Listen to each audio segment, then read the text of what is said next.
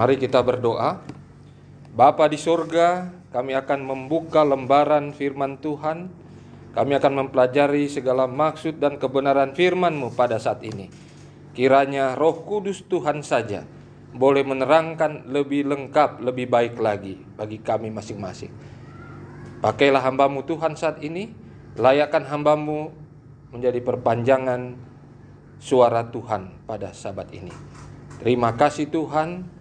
Kami serahkan semua di dalam nama Yesus Kristus, Tuhan dan Juru Selamat kami. Amin. Selamat hari Sabat, saudara-saudara sekalian.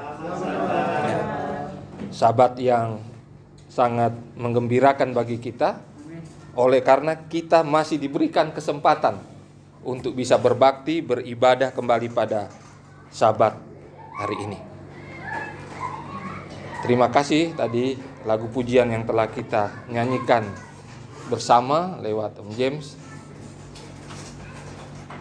Suaramu ku dengar. Ya, mudah-mudahan dalam kehidupan kita setiap saat kita bisa mendengarkan suara Tuhan, karena kita hidup di dalam Tuhan selalu. Ya. Mari kita beberapa saat ke depan mempelajari sedikit sejarah dari bangsa Israel yang tidak akan membosankan bagi kita. Karena kalau kita pelajari dari waktu ke waktu, semua kehidupan umat-umat Tuhan Israel kuno, Israel zaman dulu, sebenarnya itulah gambaran dari umat-umat Tuhan Israel rohani, di mana saudara dan saya menjadi anggota di dalamnya, gambarannya. Rasul Paulus di dalam ayat tema yang sudah dibacakan tadi, dalam 1 Korintus 10 ayat yang ke-11 dan 12. Firman Tuhan berkata, semuanya ini telah menimpa mereka. Mereka ini bangsa Israel dulu, sebagai contoh, dan dituliskan untuk menjadi peringatan bagi kita yang hidup pada waktu di mana zaman akhir telah tiba. Ya. Dalam bahasa Inggris, King James Version, contoh and samples yang dipakai. Lebih tepat lagi adalah bayangan. Jadi kehidupan bangsa Israel dulu adalah bayangan bagi kita, Israel rohani sekarang ini. Saudara dapat bayangkan, kalau bayangan bangsa Israel dulu, begitulah kehidupannya. Lalu saudara bandingkan dengan kita yang sekarang ini sebagai Israel rohani. Ini yang asli. Luar biasa. Ya, luar biasa.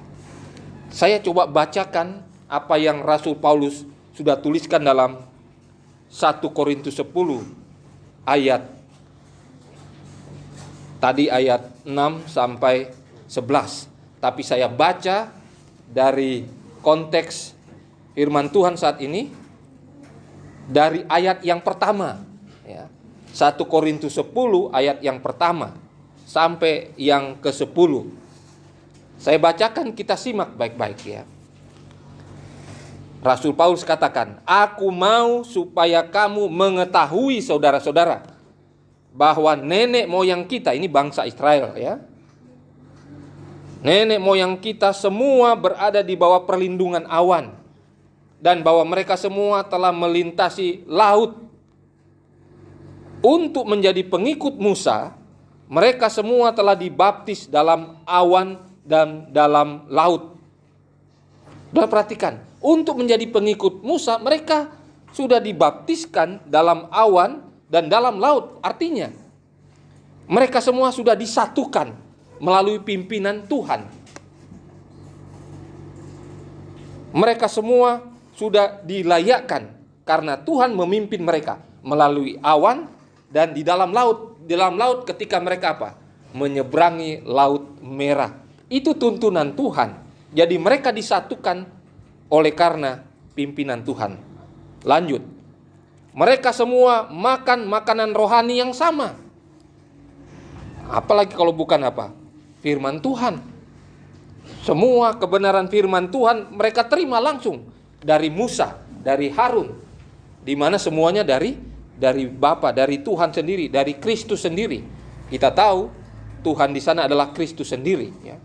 Dan mereka semua minum minuman rohani yang sama, sebab mereka minum dari batu karang rohani yang mengikuti mereka, dan batu karang itu ialah Kristus.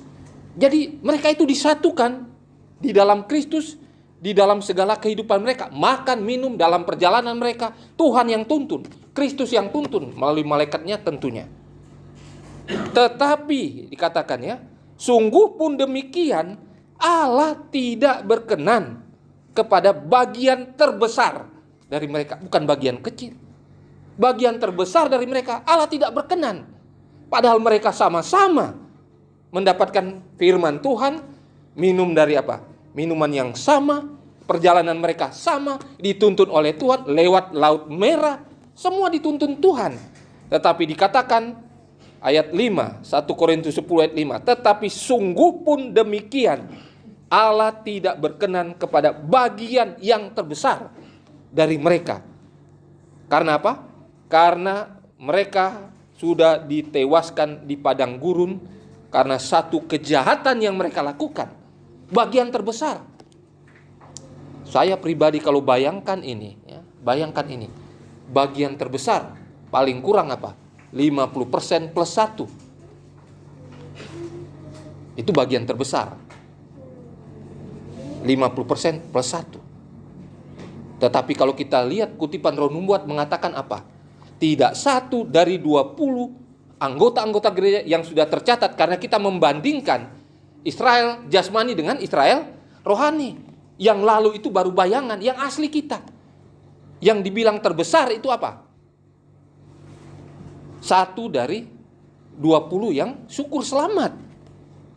Syukur yang siap mengakhiri hidup mereka sebagai orang yang memiliki Tuhan dan siap untuk mengakhiri hidupnya di dalam Tuhan.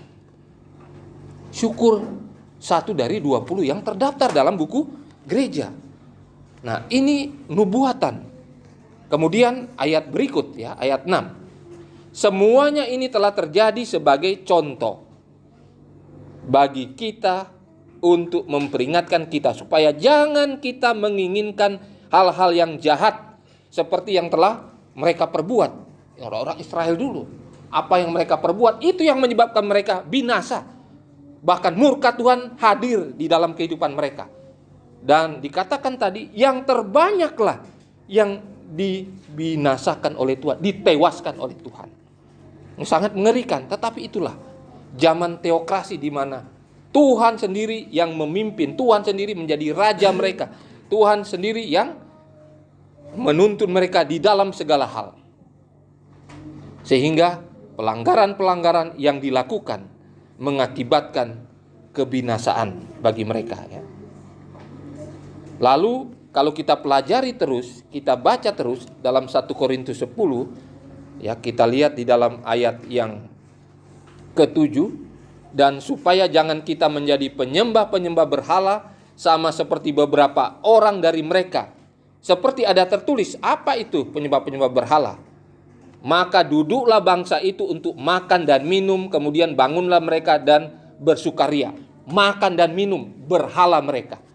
Berhala bagi bangsa Israel. Sedikit-sedikit mereka berpesta, sedikit-sedikit mereka makan dan minum. Sebelum mereka diberikan mana yang datangnya dari surga, mereka menghabiskan waktu dengan makan dan minum, dan inilah yang menyebabkan mereka dibinasakan, tewas, ya. Lalu ayat 8, janganlah kita melakukan percabulan seperti yang dilakukan oleh beberapa orang dari mereka, sehingga pada satu hari telah tewas 23.000 orang. Percabulan, ya. Kalau kita aplikasikan sekarang ini, banyak persinahan-persinahan, ya, yang dilakukan di dalam gereja oleh umat-umat yang mengatakan the Seventh Day Adventist. Dan janganlah kita mencobai Tuhan seperti yang dilakukan oleh beberapa orang dari mereka, sehingga mereka mati dipagut ular. Dan janganlah bersungut-sungut seperti yang dilakukan oleh beberapa orang dari mereka, sehingga mereka dibinasakan oleh malaikat maut. Saudara-saudara sekalian, kalau kita perhatikan, ya, begitu hebatnya yang dilakukan oleh bangsa Israel kuno. Dan ternyata itu adalah pelajaran untuk kita, Israel rohani. Ya, saya akan bacakan beberapa kutipan roh nubuat yang boleh menjadi bagian kita. Karena kita hidup sekarang ini sudah di penghujung akhir zaman ini. Oleh karena itu kita perlu melihat apa-apa saja yang membuat bangsa Israel itu sehingga mereka dibinasakan, tewas sekian ribu orang. Tuhan sendiri yang menjalankannya. Dan jangan kita lakukan lagi seperti yang dilakukan oleh nenek moyang kita ini, bangsa Israel. Ya. Di dalam Review and Herald 20 April 1897 paragraf yang ke-14.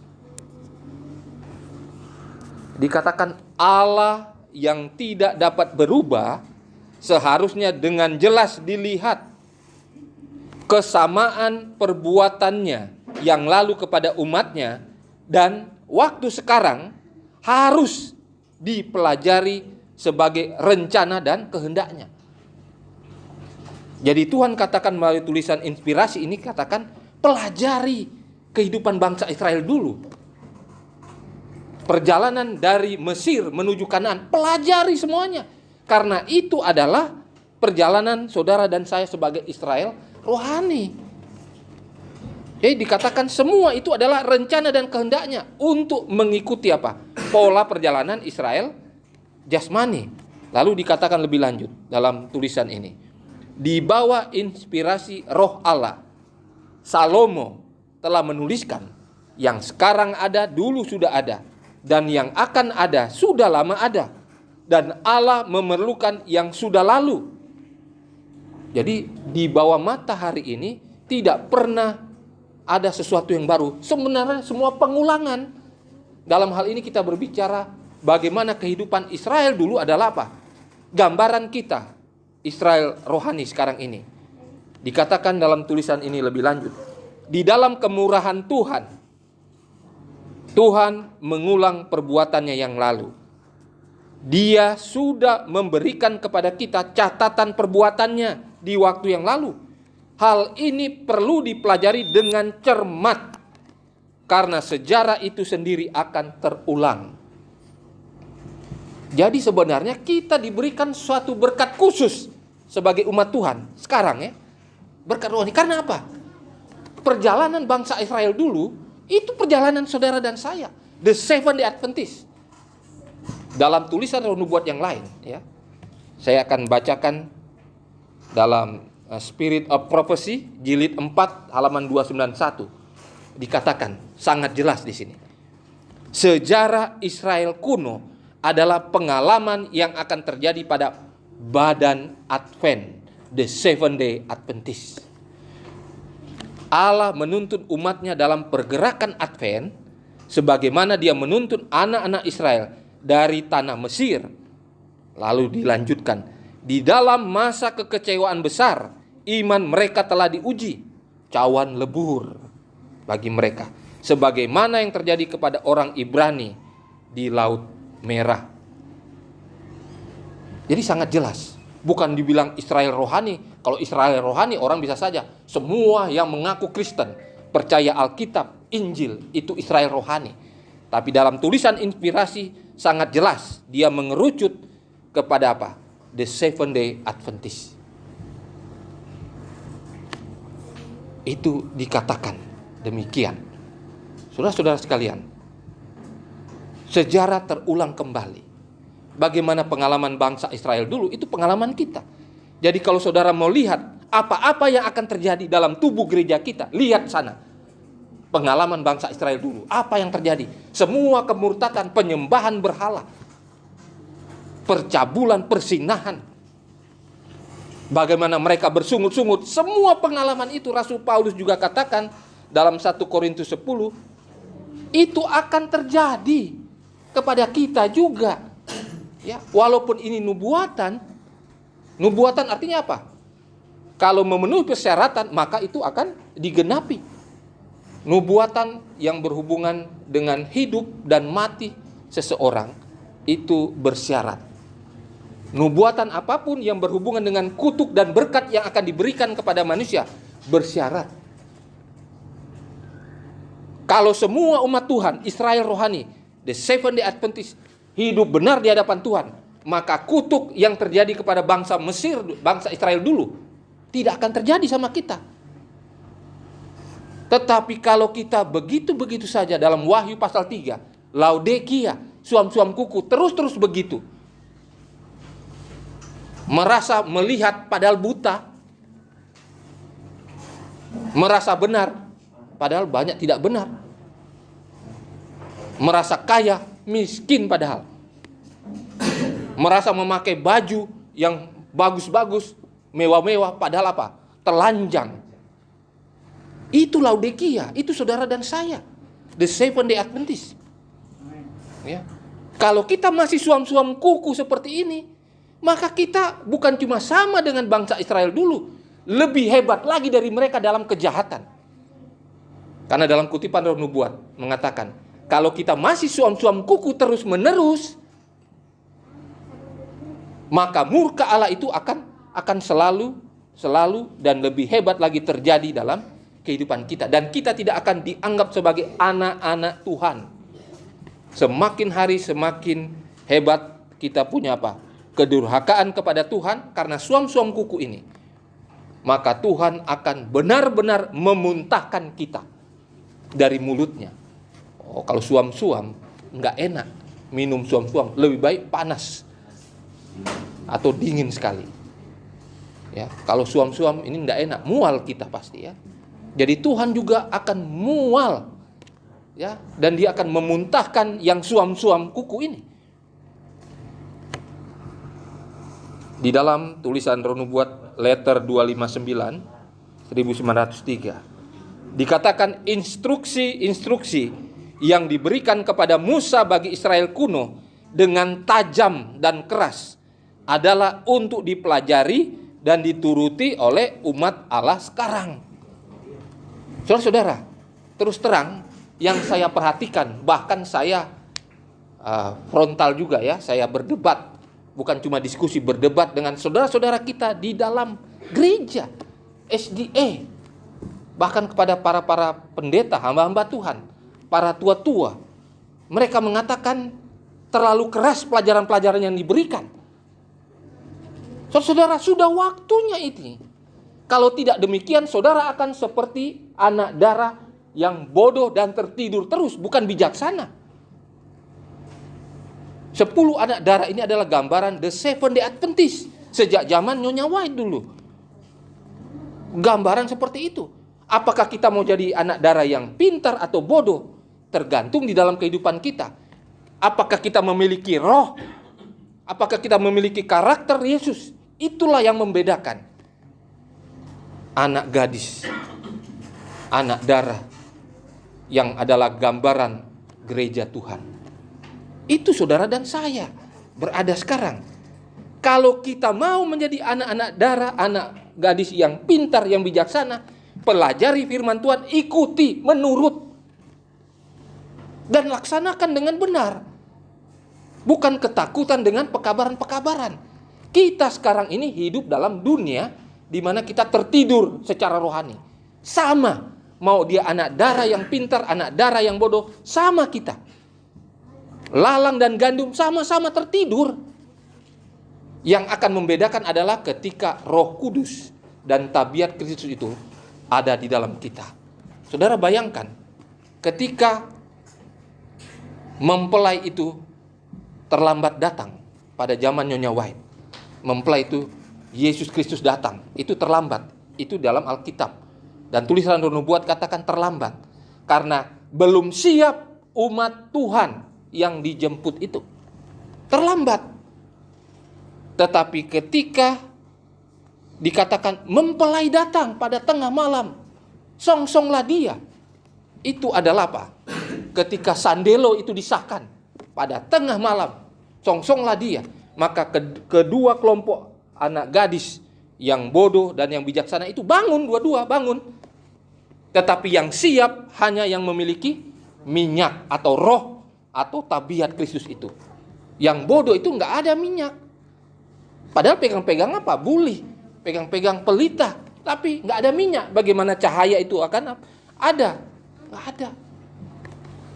Minyak lambang dari Roh Kudus itu, dan minyak juga lambang dari karakter atau tabiat Yesus itu. Saudara-saudara sekalian, ada banyak pelajaran yang bisa kita dapatkan, kita pelajari. Sekarang ini sudah online juga, kita bisa lihat tulisan-tulisan Roh Nubuat, baca itu. Banyak umat Tuhan yang mengaku The Seventh Day Adventist sekarang ini, ya, mereka tidak lagi membaca tulisan-tulisan Roh Nubuat. Kalau saudara baca tulisan Roh Nubuat, sengaja dibuat, ditujukan kepada the remnant, umat yang sisa. Sekarang ini bukan untuk orang-orang yang dahulu itu, bukan. Saudara dan saya. Jadi pelajaran itu khusus. Supaya apa? Kita tahu bagaimana setan akan menipu saudara dan saya. Bagaimana kita menghadapi masalah-masalah yang membawa umat Israel dulu. Mereka berdosa, masuk di dalam kejahatan-kejahatan, sampai Tuhan sendiri harus membinasakan mereka.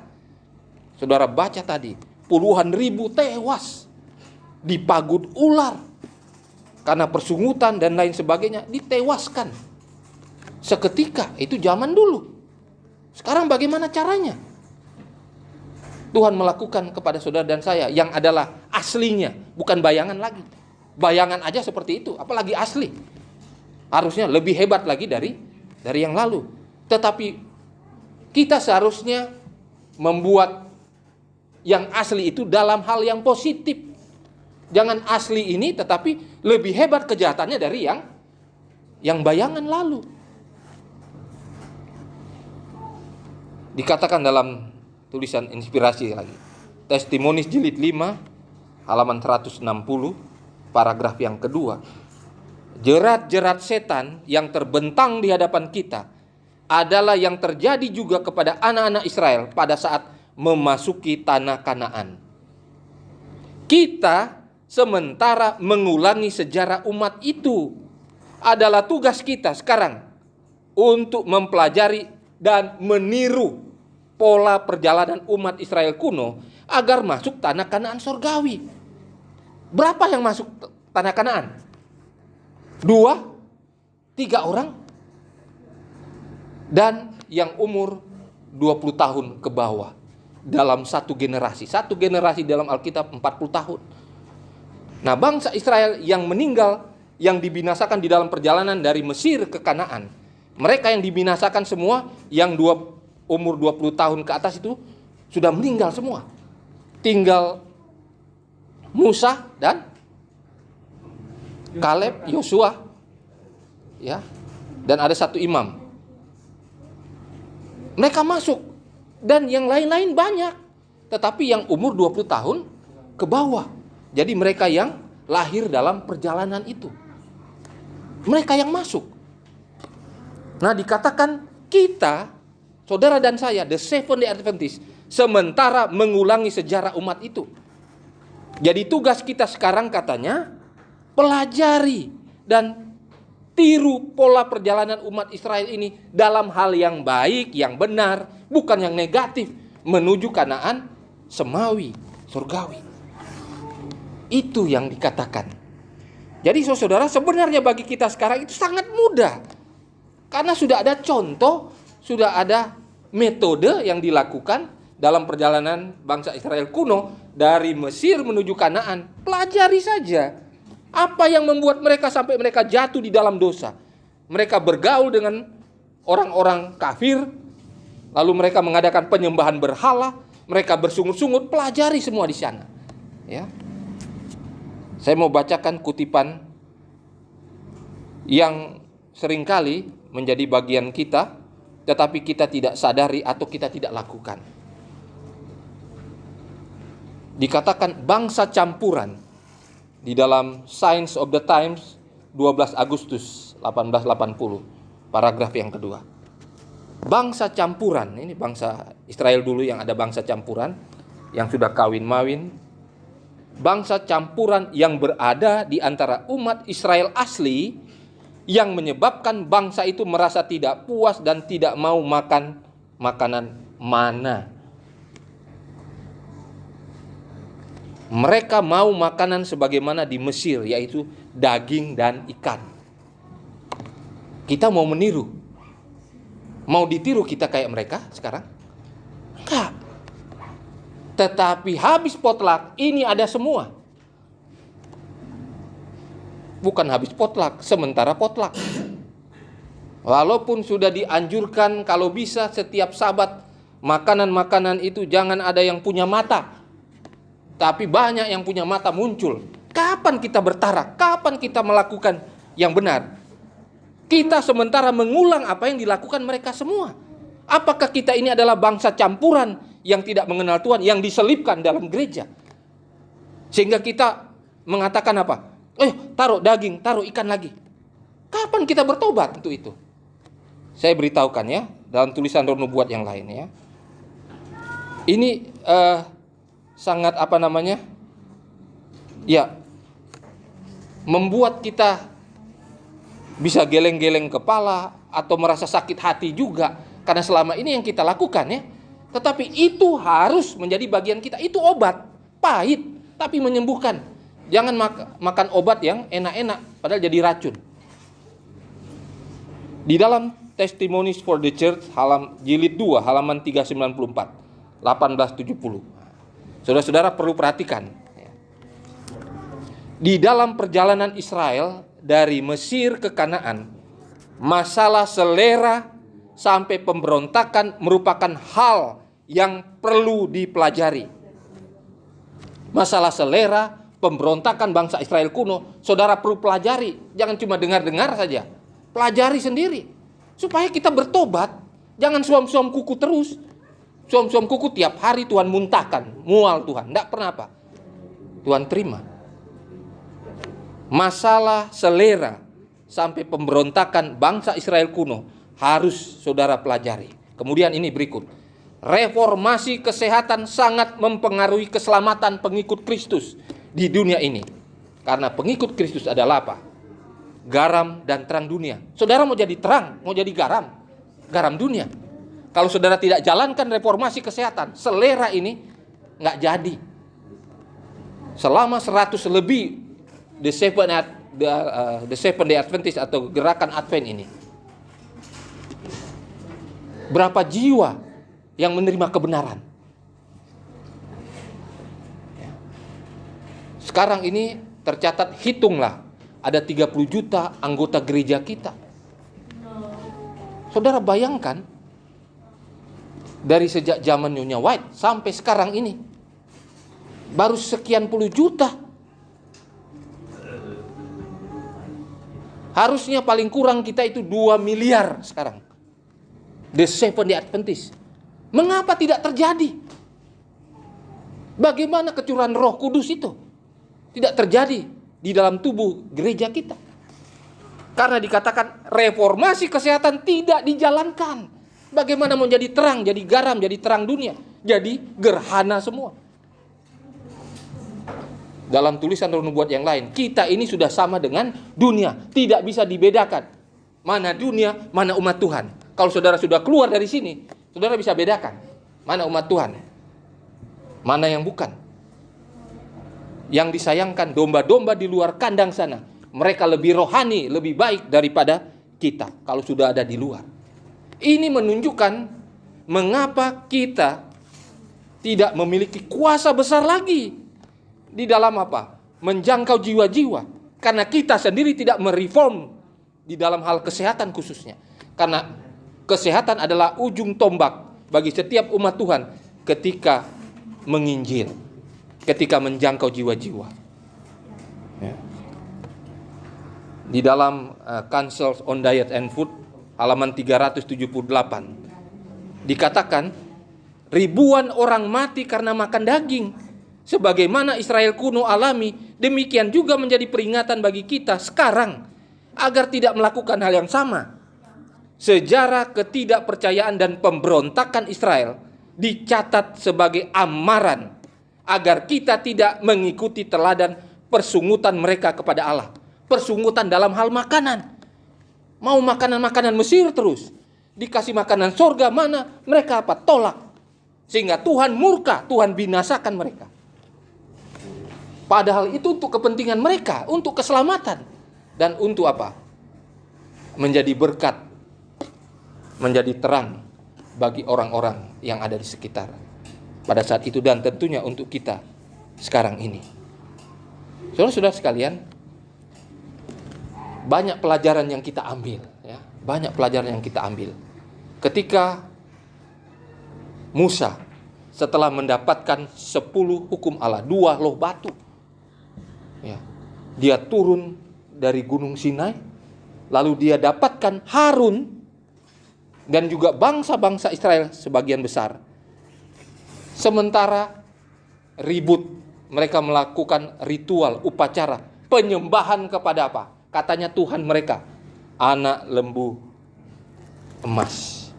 Di dalam Keluaran pasal 32.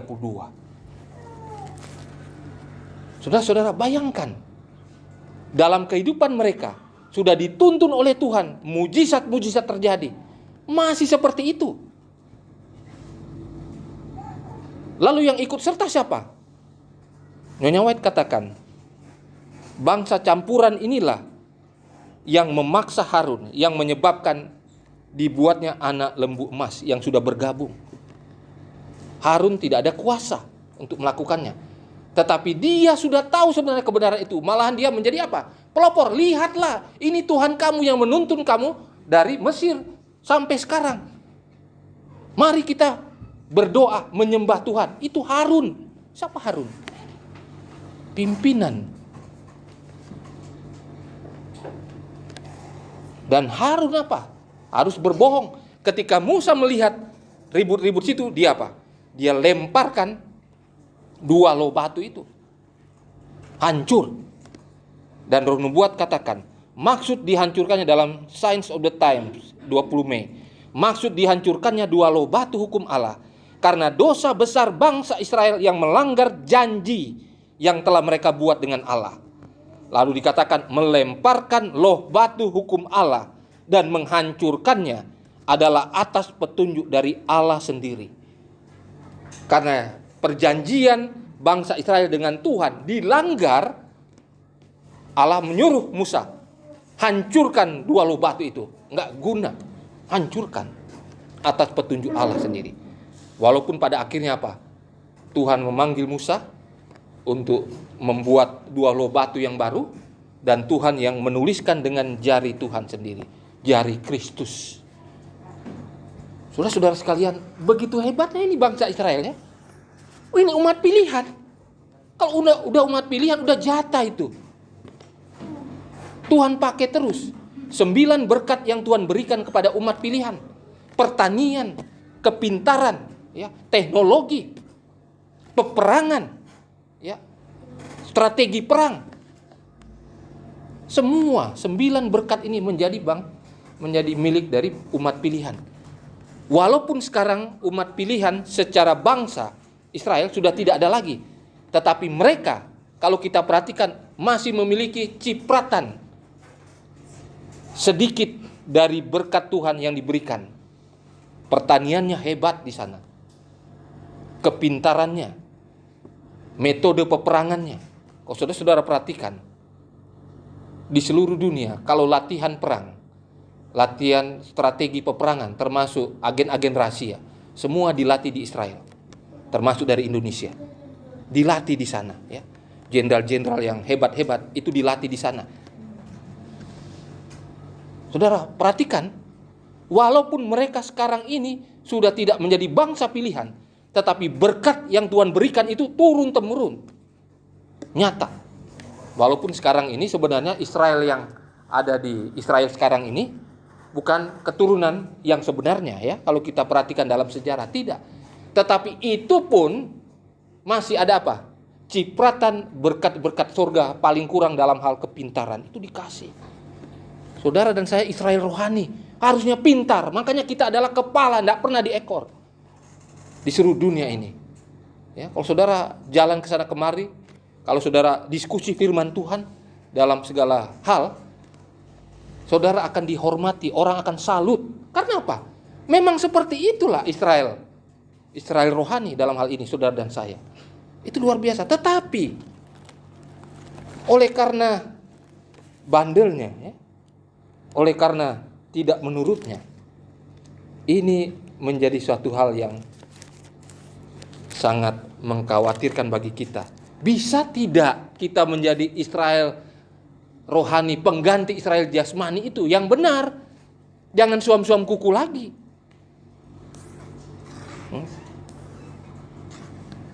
Melakukan apa yang Tuhan sudah jalankan. Saudara, untuk yang terakhir, dalam Healthful Living, halaman 284, paragraf pertama. Pengalaman Israel dicatat menjadi referensi bagi kita sekarang. Mazmur 105 dan 106 adalah pelajaran dan amaran yang perlu umat Allah di akhir zaman pelajari dan diulang-ulangi paling tidak seminggu sekali. Saudara, bagaimana caranya? Saudara belajar Mazmur 105, 106 seminggu sekali paling kurang. Kalau bisa tiap hari baca. Saudara perhatikan bagaimana bangsa Israel ini jatuh. Bagaimana supaya kita tidak jatuh kembali seperti bangsa Israel kuno. Pelajari Mazmur 105, 106, gampang dihafal. Baca itu. Sister White katakan paling kurang seminggu sekali saudara baca. Ya. Saudara akan mendapatkan suatu yang baru kelihatan, padahal sudah lama. Tetapi dengan mempelajari bagaimana perbuatan Tuhan di masa yang lalu kepada bangsa Israel di dalam Mazmur pasal 105 dan 106, maka saudara akan lihat kasih Allah yang tak terbilang. Walaupun Israel berulang-ulang mereka mengingkari perjanjian, tapi akhirnya Tuhan menjadikan bangsa Israel ini suatu peringatan untuk Israel rohani saudara dan saya sekarang ini. Marilah saudara pelajari Mazmur 105, 106, bagaimana tuntunan Tuhan dan hal-hal yang positif, yang benar, itulah yang kita ikuti, metode di dalam perjalanan kehidupan kita menuju Kanaan Semawi. Inilah doa dan pengharapan kita dalam nama Yesus. Amin.